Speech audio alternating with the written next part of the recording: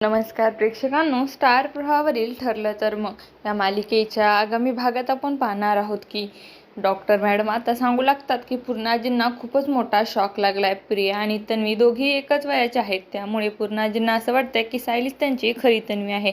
त्याचमुळे जोपर्यंत त्यांना सत्याची जाणीव होत नाही, सायलीच खरी तन्वी बनून त्यांच्यासमोर यावं लागेल. कारण जर असं नाही झालं तर त्यांची मानसिक स्थिती आणखीनच खराब होऊ शकते.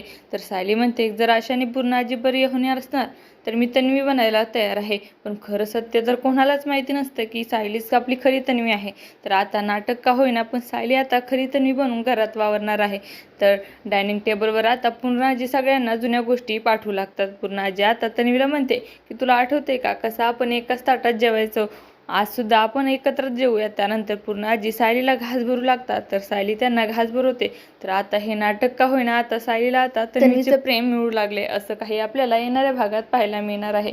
तुम्हाला जर आपला व्हिडिओ आवडला असेल तर चॅनलला लाईक, शेअर आणि सबस्क्राईब करायला विसरू नका. धन्यवाद.